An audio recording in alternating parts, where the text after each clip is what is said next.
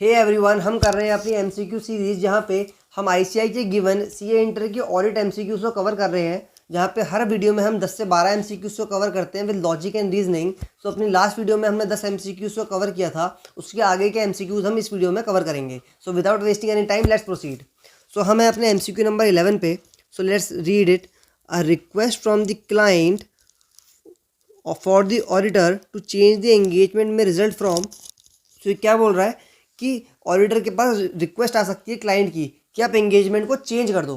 सो ये रिक्वेस्ट कब करता है क्लाइंट, ये आपको पहचानना है। सो देखो, a change in circumstances affecting the need for the service. अगर सर्कमस्टांसेस में चेंज आ गया इसलिए, सो ये जब सर्कमस्टांसेस में चेंज आता है तो एंगेजमेंट को भी चेंज करना पड़ता है। A misunderstanding as to the nature of an audit or related services originally requested. So yes, ये भी एक आंसर है। लास्ट है restriction on the scope of the engagement whether imposed by management or caused by the circumstances. So yes, ये भी एक option होता है। तो तीनों आंसर करेक्ट है।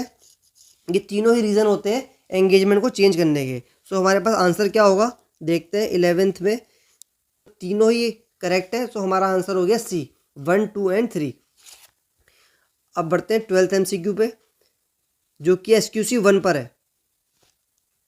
So standard on quality control provides that unless otherwise specified by law or regulation, audit documentation is the property of the management।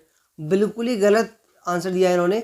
Audit document आप सब जानते हो, ये सिर्फ और सिर्फ ऑडिटर की प्रॉपर्टी होती है, मैनेजमेंट का इसमें कोई रोल नहीं होता।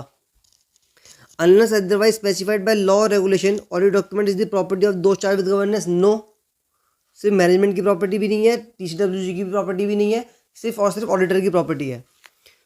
Property of the management or those charged with governance? No. Audit documentation is the property of the auditor. Yes. So D is the correct answer. Very simple MCQ. 13th पे आते हैं। As explained in essay 200, overall objective of independent auditor and the conduct of an audit in accordance with the standards on auditing dash is obtained when the auditor has obtained sufficient and appropriate audit evidence to reduce audit risk। ठीक है, that is the risk that the auditor expresses an inappropriate audit opinion when the financial statements are materially misstated to an acceptably low level। तो आपको ये पहचानना है कि हम क्या ऑब्टेन करते हैं। डैश इज ऑब्टेन, क्या ऑब्टेन करते हैं जिससे हमें sufficient and appropriate audit evidence मिल सके ताकि हमारा जो ऑडिट रिस्क है वो कम हो जाए। सो हम क्या ऑब्टेन करते हैं ऐसे 200 में? Reasonable assurance. यही तो हमारा ऑब्जेक्टिव होता है ऐसे 200 का, कि हम रीजनेबल एश्योरेंस ऑब्टेन करें। कैसे? Through obtaining sufficient and appropriate audit evidence, जिससे हमारा रिस्क जो है वो कम हो सके। तो इसका आंसर होगा रीजनेबल एश्योरेंस। तो इसका आंसर है C, reasonable assurance. 14th MCQ, dash sets the scope, timing and direction of the audit and guides the development of more detailed plan. So देखो, थोड़ा समझ लो इसको, आने वाले 2-3 MCQs आपके लिए ईजी हो जाएंगे। जब भी हम ऑडिट करते हैं तो सबसे पहले हम बनाते हैं ओवरऑल ऑडिट स्ट्रैटेजी, जिससे हमें पता लगती है स्कोप, टाइमिंग एंड डायरेक्शन। क्या पता लगती है? STD, scope, timing and direction audit की। जब ओवरऑल ऑडिट स्ट्रैटेजी डेवलप हो जाती है, उसके बेसिस पर हम बनाते हैं ऑडिट प्लान। ऑडिट प्लान जो होता है वो बहुत ज़्यादा डिटेल्ड होता है और स्ट्रैटेजी के अकॉर्डिंग बनता है। सो आपको इतना समझ में आ गया। अब देखते हैं MCQ। Dash sets the scope, timing and direction of the audit and guides the development of the more detailed plan. So हमने पढ़ लिया, ऑडिट स्ट्रैटेजी जो होती है वो भी ओवरऑल ऑडिट स्ट्रैटेजी, यही हमारे STD प्रोवाइड करती है और डिटेल प्लान बनाने में हेल्प करती है। 15th MCQ, planning is dash process of an audit that often begin shortly after the completion of the previous audit and continues until the completion of the current audit engagement. तो planning कैसा process होता है? देखो, planning कोई optional नहीं होती। Optional का मतलब यानी डिस्क्रीट वर्ड का मतलब होता है ऑप्शनल। तो प्लानिंग ऑप्शनल नहीं है, हमें करनी ही होती है ऑडिटर को हमेशा। दूसरी बात, प्लानिंग कंटिन्यूसली करनी होती है। क्यों? क्योंकि ऑडिट स्टार्ट होने से पहले भी उसको प्लानिंग करनी पड़ती है, लेकिन ऑडिट जब ऑडिटर स्टार्ट करता है तो बीच बीच में कुछ चेंजेस आते हैं, कुछ सर्कमस्टेंसेज वो फेस करता है, रोमम आइडेंटिफाई करता है। रोमम अप एंड डाउन यानी कम और ज़्यादा भी हो सकता है, तो उसके अकॉर्डिंग उसे ऑडिट प्लान में चेंज करना पड़ता है। तो इसीलिए उसको ऑडिट प्लानिंग लगातार करती रहनी पड़ती है। ऑडिट स्टार्ट होने से लेकर ऑडिट के ख़त्म होने तक उसको प्लानिंग करते रहना पड़ता है। इसीलिए ऑडिट प्लानिंग जो है ये एक कंटिन्यूस प्रोसेस है और डिस्क्रीट नहीं है, कंपलसरी होती है।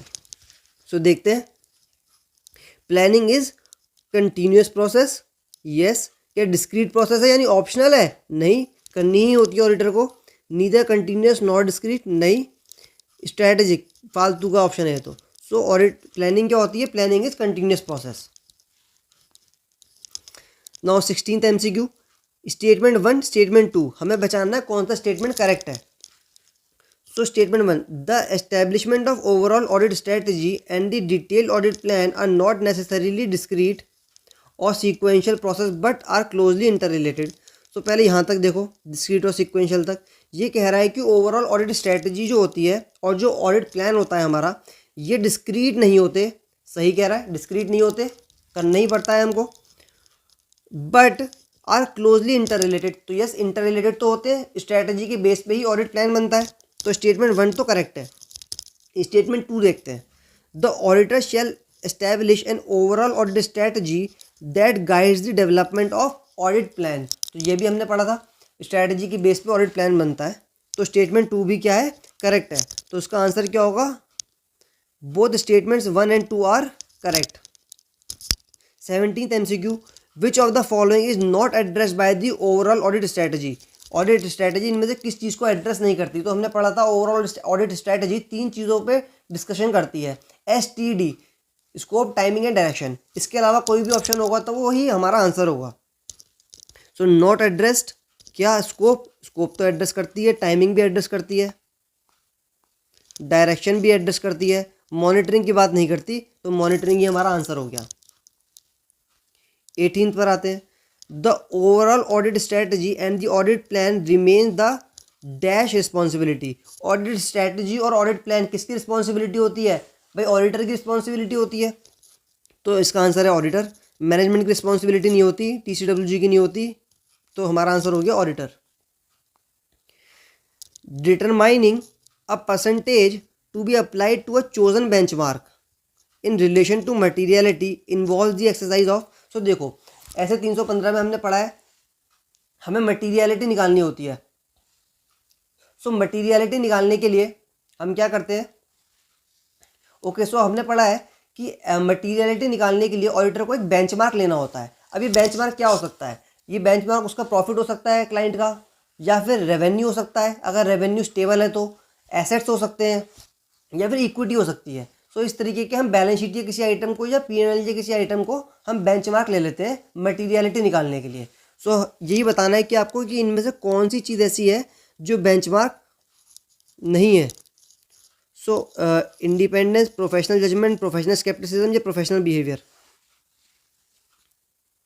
ओके, सो आपको इसमें ये बताना है कि बेंचमार्क चूज करते वक्त ऑडिटर क्या करता है। तो बेंचमार्क चूज करते वक्त ऑडिटर प्रोफेशनल जजमेंट लगाता है, ठीक है। सो इंडिपेंडेंस का कोई मतलब नहीं है, इसका भी कोई मतलब नहीं है। बेंचमार्क सेट करने के लिए ऑडिटर अपनी प्रोफेशनल जजमेंट का यूज़ करता है। जो मैं आपको पॉइंट बता रहा था वो क्वेश्चन नंबर 20 में आएगा। Which of the following is not an example of benchmarks in determining materiality for the financial statement as a whole. So कौन सी चीज़ ऐसी है जो कि हम बेंचमार्क सेट करने में यूज़ नहीं करते? सो प्रॉफिट बिफोर टैक्स तो P&L का आइटम है, तो ये तो हम यूज़ करते हैं। रेवेन्यू भी यूज़ करते हैं, P&L का आइटम है। ऑडिट प्रोग्राम, यही हमारा आंसर है। ऑडिट प्रोग्राम कोई बेंचमार्क नहीं है मटीरियलिटी डिटरमाइन करने के लिए। टोटल इक्विटी, यस, ये बैलेंस शीट का आइटम है, तो इसको भी हम यूज़ कर सकते हैं बेंचमार्क सेट करने के लिए। सो आज हम इतने ही MCQ करेंगे। सो आप देख सकते हो इन लेस देन 10 मिनट्स हमने 10 MCQs तो कवर करे ही, लेकिन बहुत सारे कॉन्सेप्ट भी साथ साथ सीख लिए। इसी तरीके से हम अपने और सारे MCQs कवर करेंगे और धीरे धीरे बहुत सारा कंटेंट आपके लिए चैनल पे लेकर आएंगे। अगर आपको ऐसी इन्फॉर्मेटिव वीडियोस और कंटेंट पसंद आता है तो आप चैनल को सब्सक्राइब कर सकते हो, वीडियो को लाइक और कमेंट करके जाना।